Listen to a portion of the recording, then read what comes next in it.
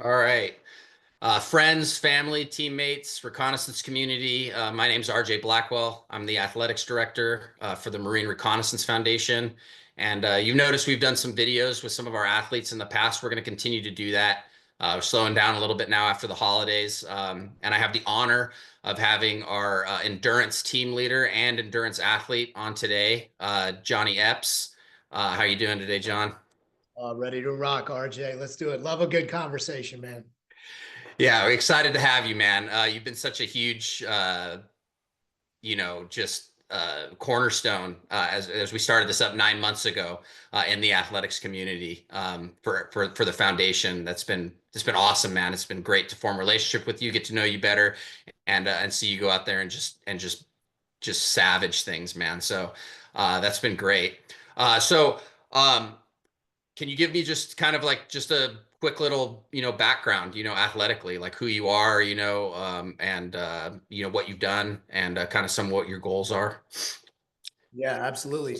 So early life story, grew up an athlete like many Marines did, was in athletics in high school. And for me, it was cross country and soccer, played soccer competitively, Olympic development program stuff. And then also just did cross country in the off season just to get the VO2 max better and just keep my endurance up. But on the periphery of that, I was always a lost boy. I was getting in a lot of trouble and I was thrill seeking anything that I could.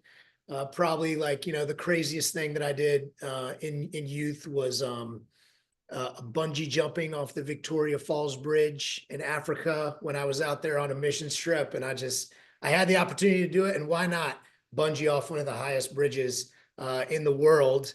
But that was just a testament to me just wanting to continue to push the limits and seek the source and just find out where my red lines were. And that definitely transitioned me into being a reconnaissance Marine. You want to be a part of the club, and being a Marine is definitely part of the club. But when you want to go after that black and gold, you're going after something of a higher caliber and a group of individuals that have a great drive, that are very disciplined, and that they just want to get after it in a hard way. And so that's one of the things that brought me to the community, and I love being a part of it. Dude, that's awesome, man. So currently, right now, you are just talk about kind of like the roles that you're in within the reconnaissance community. Yeah, for sure. So I started out my reconnaissance career out at First Recon. I did BRC back in 2016. I went through as a captain, and I was kind of the grand old man of the class. I was older than probably 99.9% of the Marines in the class. My knees probably hurt a little bit more than the average, but still out there slaying it and getting it. And I think that's one of the things that we as officers need to do in terms of leading from the front. You can't not be able to outperform the physical standards, so you have to do it. And my love or my desire to want to get there started really early on. In 2005 is when I enlisted in the Marine Corps. So I mean, talking yesterday, just got to my 20-year anniversary, baby. So here we are. Woo! Yeah, but I was a combat engineer, and when I went through combat engineer school, I was out at Courthouse Bay, and we all love being on working parties as young Marines. So one of the working parties I was on is I had to go clean up a range after some guys from Second Force, and I was just the little PFC that was sweeping up all the brass, but I was like, who are these guys running around like hitters, and why do they have ropes on their backs, and why are they running everywhere? Why do they all look like they're physical specimens? Like, who are these mystical people? And so I just kind of started falling in love with it. Did an Iraq deployment early on. You see those guys rolling around with unique gear, coming in late at night or leaving late at night and coming back in early in the morning, going to do some pretty unique missions. There was always an attractiveness to that I was in love with, just at least just fantasizing about. And then when I went and I became an officer back in 2008, when I was in the ground intelligence officers course, I had the honor of being presented the Brent Morrell Award out of my class. And Brent Morrell was a first reconnaissance battalion officer who was killed in combat in Fallujah. And so, you know, when you receive an award that has a namesake after somebody, you know, it's on you. You better figure out who that person is and what they're all about. And, you know, Brent was a monster amongst men, and he was a fantastic leader, and he paid the ultimate sacrifice. And so I was honored by that.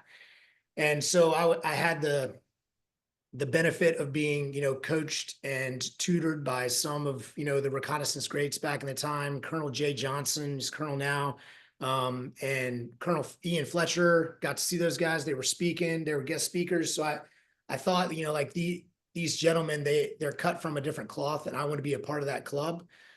So that just kept me going, kept me drawn in. Young officer time, you know, had some more combat experience, and eventually just, you know, dove off and went into BRC, and did some time out at first. Eventually transitioned over to Second Reconnaissance Battalion. So I've served at 2 out of the 3, and I've served in the company commander position. I've served in the executive officer position, and luckily for me, I was selected on the last command board. And in the summer of 2025, this year, I will take command of Second Reconnaissance Battalion in Camp Lejeune, North Carolina. And I am beyond stoked to get there and take the guide on and just continue to, you know, live for all those Marines that came before me and just keep on setting a new bar and setting it high. Man, that's awesome. Well, congratulations for that too. Yeah. Um, so I just want to kind of go into, you know, really important questions. So when it comes to MRF athletics, what does it mean to you to be an athlete for the Marine Reconnaissance Foundation? So, you know, when the call went out and you and I didn't know each other, and I saw it get posted like, hey, the MRF is going to stand this thing up. It's the athletics program. I was kind of sitting there thinking to myself, like, you know, all right, yes, do I consider myself an athlete? For sure. But it's beyond an athlete. It's beyond being an athlete, I think. You know, being a part of the Athletics Foundation, I think, is it an opportunity to race, or an opportunity to fight, or an opportunity to do whatever your skill set is within the Athletics Foundation portion? But I think overall, it's just an opportunity to serve. And I think that's what brought me to it.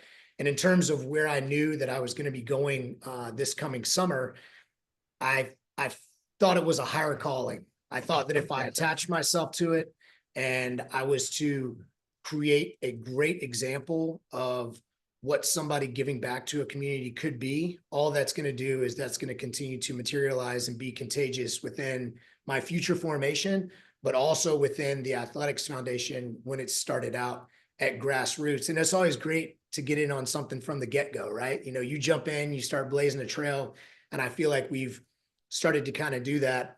So first, definitely an opportunity to serve. The second thing I think about in terms of like, what does it mean to be an athlete within the MRF? This isn't just like a John thing. I think it's more of a foundation thing. We are supported. If somebody says, you know, what does it feel like to be an MRF athlete? I feel like I'm being supported, which is something that is missing from a lot of the communities or tribes that we associate ourselves with. You know, when Pep ends his emails and he says, you know, with you at the end of it, or when we say to each other, you know, never above, never below, always beside, like that's not just a mantra. It's not something that we're just saying. It's something that's actually being done. I mean, the foundation is doing some fantastic stuff for guys, giving them opportunities that they would not have otherwise, whether that's fiscally, whether that's pointing somebody to a connection to give them an opportunity, whether or not that's discounts for things that allow us to achieve our goals at a greater level than we would have. Supported is the second thing that comes to my mind. You know, last thing I think is probably like, you know, the tribe within a tribe. So, you know, wearing the black and gold and being a recon member, or, you know, we have some in the Athletics Foundation that are not just active duty members, they're families thereof, or they're connected to the community in some certain way, which I feel like is a really unique thing. It's a tribe within a tribe. And so, you know, for me, the way that I kind of like try and balance my life out, if you think of life balance, life's always going to be imbalanced. And it's very difficult to say I'm trying to get as balanced as possible. So for me personally, I break it down in a mental model where I've got 4 things I'm always aiming at. I'm aiming at being mentally balanced, spiritually balanced, physically balanced, and tribally balanced in terms of who I'm hanging with and what my circle is. And when I break those down into those four things, if I'm trying to achieve balance or a semblance of balance in all four of those areas, holistically, I'm going to be better off than I would be if I was just focused on just, the idea of balance. So being a part of the foundation as an MRF athlete, it's hitting on so many of those different things. It's hitting me on the mental side because I'm training hard and I'm training my mind and mental callousing it with some of the stuff that I'm doing. I'm physically getting myself better. I'm tribally, I'm a part of a new tribe. I've met new friends. I've met great people like you and had awesome conversations that have lifted me up. And then spiritually as well, it's surprising depending upon, what your affiliation is, who you're going to meet and how they're going to continue to challenge you and continue to make you a little bit more faithful in whatever area that you're in. So I'm super thankful for that. And overall, yeah, that's what it means to me to be a part of the MRF Athletics Foundation. Man, that's awesome. Well, like I said, man, it's been great having you, getting to know you. Super proud of you. The last question I have is before we go on to some exciting things that you're getting ready to encounter, is by being not just an athlete within the MRF athletics, but also the team leader for the endurance team. And I got to say that you've really set kind of the standard in terms of what we need when it comes to team leaders and communication and how that looks across the board. So we really blessed to have you. But what is your hope, long term, being involved with MRF athletics? Like what do you by you being here and also being in a leadership role as an athlete, like what are you hoping to impact? So I think if we were going to go the concentric circles approach, right? First and foremost, it's those guys that are on the team. And I think that we've got a good thing going. Myself and Mark, the ATL of the endurance team, we're having constant conversation and we're trying to get better and better and better. And, with me right now, where I'm at in my stage in terms of preparing for command, juggling all the things that are life, and then trying to better myself personally, the team is the first thing that I'm trying to focus on. So whether or not that's strengthening relationships and bonds between the team members and myself, or the ATL and myself, or what we would consider the higher headquarters. So you, Winners, and Pep up top. I think just like strengthening that relationship and just making it completely unbreakable is, I think, that one thing that is like a goal that is well on its way to being achieved. I think, in some of the stuff we were talking about beforehand, and we talk off the side about, like, this thing has got enough momentum that it's going to end up being a rogue wave that's going to smash into something in a great way. So I think we're well on our way in doing that. Beyond that, beyond like the team aspect, I think we have a great ability to impact those who have not had the chance to see anything for the foundation yet, or have not had a chance to hear anything about the foundation yet. And I'll use a small story to illustrate that point. So I brought this up the last time that we were doing an endurance team call. You were on the beginning, but I don't think you heard it. But it was kind of like my call to the athletes in terms of, be ready to talk about these things, because the more you talk about them and the more you put it out there for people to hear, the more tempo and speed we're going to get towards achieving our goals and giving people more opportunity to realize their athletic dreams, whatever they are.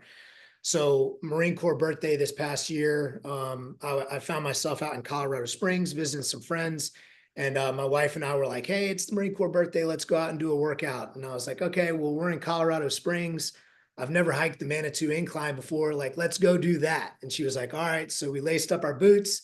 I threw on my MRF gear that we got from Jackaroo, and I'm out there hiking, and we're going up the, 1.4 miles straight incline of madness that is the Manitou Incline. And, we finished it. We took some pictures. We're feeling like we filled our cup up and we sacrificed and slayed our bodies for the Marine Corps that day. But on the way down, a lady and her daughter were hiking, and she said, oh my gosh, Recon, right? She pointed at the emblem on my shirt. And I was like, yes, ma'am, that's right. What do you know about it? And so right there, I was able to immediately have a connection and start talking with her. And she told me a small story about her son just graduated BRC. He's got orders out to 1st Recon Battalion. He's super stoked. She talked about how he was runner up for the Ironman and he just wants to be a part of this great community. And so her gushing about her son, obviously, lit me up. I was like, this is what it's all about right here. But it provided me an opportunity to tell her, well, like, hey, your son's a physical performer. What does he do outside of work? Does he enjoy racing? Does he enjoy fighting? Does he enjoy jumping? Does all of these things? And she was like, this is what he's into. And I'm like, well, this is what he needs to look into because this is our grassroots that we got going on right now with the Athletic Foundation. And, a 5-minute conversation and a quick elevator pitch had her on her phone immediately following our Instagram pages and looking at all the great things that we're doing. And then, of course, I brought up one of the things that we'll talk about at the end of this. But that's impacting the wider audience for those that haven't seen it, haven't heard about it. And the more events that we're at, the more things that we continue to promote on social or just promote on our own pages, it's going to continue to grow and grow and grow. And we have such a great foundational support from those on the periphery right now. And as that continues to just metastasize, it's going to allow the Reconnaissance Foundation, the families, and those that are connected to it just to have more and more opportunities. So those two circles, I just want them to grow, and I just want us to have the problem of having too much. And I think that if we have the problem of having too much, we're in a good space. So I know that's pretty like nebulous, but off the top of the head, that's where I'm at. Dude, that's awesome, man. I mean, I've talked to several athletes, since the inception of this thing, and I always remind them, I'm like, listen, like, this is your foundation, right? Like, this is like, you paid the price, right? You paid the entry fee, right? Like you're a reconnaissance Marine or sailor, special amphibious reconnaissance corpsman, like you already paid the fee to be in this gun club, right? So, I always remind them. So when they were like, hey, like, I got this going on, or, we're trying to make this happen. And, like, even like with you, and we're trying to, like, kind of, we'll talk about it at the end, but it's like, how like we're just always making sure we're looking for ways to serve and support the athletes, right? Because that's the name of the game, right? And I think that it's really exciting because we have such a good combination of like active duty as well as former reconnaissance Marines and sailors, and to bridge that gap of the generations is really cool, Yes. because it's definitely a link to just to the whole community, like, as a whole, you know what I mean? And so that's something that's really exciting that I've seen already, kind of taking part in athletics. So that's cool, man. Well, hey, the last thing I want to end on is, and I don't want to take away your thunder, so I'm not going to name anything, but you have a big thing. You've already been fundraising for it. You've been putting in the work, but I kind of want you to talk about this cool adventure that you're getting ready to embark on. So, So, so always, trying to find whatever the next thing is, right? You run a 5K, you're like, all right, I'm gonna run a 10K. You run a 10K, or I'm gonna run a marathon or whatever, and you're always trying to find something more and more radical. Well, when I was selected to be the battalion commander, I find it very important to take the appropriate amount of time to, of the areas that I was talking about, mental, physical, spiritual, tribal. I need to try and balance those things up as much as I can, so that way I can be the best leader and commander of the Marines when I have the opportunity to step in front of them. So I wanted to attach myself to a challenge that would allow me to do something I've never done before. It's going to make me focus myself and think very intently on, all the preparation that it's going to take for me to be the leader in the future. And I, of course, wanted to set a great example. And that's where the fundraising comes in and the continuing of the promotion for the foundation. So in my search, I found, I got pretty nerdy on an event called 29029. And it's an Everesting event where they try and hike up and down a mountain enough to reach the feet that it takes to get to Mount Everest, 29,029 feet, hence the name of the organization. And last year they did a new event, which, as if the Everesting was not enough, the new event that they came up with last year was 29029 Trail. and it's a trail running event. So consider like an ultra type distance, and it's 3 marathons in 3 days. And this year it's going to be in Park City, Utah, is where it's going to be. So as I was like trying to make a decision, I'm like, I don't know what sounds crazier, what sounds better, what's going to better prepare me.